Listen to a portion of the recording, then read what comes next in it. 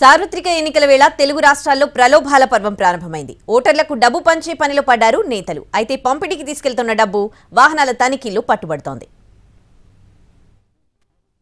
తెలుగు రాష్ట్రాల్లో పోలింగ్ తేదీ దగ్గర పడుతోంది. దీంతో ఓటర్లను ప్రలోభ పెట్టే ప్రయత్నాలు ముమ్మరం చేశారు అభ్యర్థులు. బోటు వెలకట్టి తమకు అనుకూలంగా వేయించుకునే ప్రయత్నం చేస్తున్నారు. మరోవైపు ఎక్కడికక్కడ చెక్ పోస్టులు ఏర్పాటు చేసి వాహనాలను తనిఖీలు చేస్తున్నారు పోలీసులు. దీంతో అక్రమంగా తరలిస్తున్న నల్లధనం పట్టుబడిపోతోంది. హైదరాబాద్ కుకట్పల్లిలో వాహనాల తనిఖీల్లో భారీగా నగదు పట్టుబడింది. 53,50,000 రూపాయలు సీజ్ చేశారు. ఈ సొమ్మును తెలివిగా టూ వీలర్లో తరలిస్తున్నారు ఇద్దరు వ్యక్తులు. పోలీస్ చెకింగ్ తప్పించుకోవడానికి ముందు బైక్ పై ఓ వ్యక్తి వెళ్తుంటే డబ్బుగల బైక్ దాన్ని అనుసరిస్తోంది.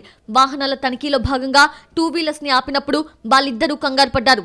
తప్పించుకుని పారిపోయేందుకు ప్రయత్నించారు. అయితే బైక్ లో గల 53,50,000 రూపాయలకు సంబంధించి నిందితుల దగ్గర ఎలాంటి డాక్యుమెంట్స్ లేవు. దీంతో డబ్బుతో పాటు బైక్లను సీజ్ చేశారు. డబ్బు తరలిస్తున్న ఇద్దరు వ్యక్తుల్ని అరెస్ట్ చేశారు. ఎన్టీఆర్ జిల్లా జగ్గయ్యపేటలోని గరికపాడు చెక్ పోస్ట్ దగ్గర ఫ్లయింగ్ స్క్వాడ్ తనిఖీలు చేపట్టింది.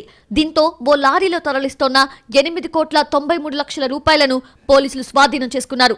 హైదరాబాద్ నుంచి గుంటూరుకు పైపులను తీసుకెళ్తున్న లారీలో డబ్బు తరలిస్తున్నారు. సీజ్ చేసిన డబ్బుని ఐటీ అధికారులకు అప్పగించారు. ఇద్దరు వ్యక్తులను అరెస్టు చేసిన పోలీసులు ఈ డబ్బెవరిది, ఎక్కడికి తరలిస్తున్నారు అన్న దానిపై ఆరా తీస్తున్నారు. ఎన్టీఆర్ జిల్లా మైలవరం నియోజకవర్గంలో టీడీపీ నేత ఇంట్లో భారీగా డబ్బు పట్టుబడింది. గొల్లపూడిలో ఆలూరి సురేష్ ఇంట్లో పెద్ద మొత్తంలో డబ్బు పట్టుకుంది ఫ్లయింగ్ స్క్వాడ్. ₹1,00,00,000 కు పైగా అధికారులు సీజ్ చేసినట్లు తెలుస్తోంది. ఆలూరి సురేష్ పై కేసు నమోదు చేశారు. ఎన్నికల్లో ఓటర్లను ప్రలోభ పెట్టకుండా ఎన్నికల కమిషన్ కట్టుదిట్టమైన చర్యలు చేపడుతోంది. దీనిలో భాగంగా తనిఖీలు ముమ్మరం చేసింది. దీంతో అక్రమంగా తరలిస్తున్న డబ్బు పట్టుబడుతోంది.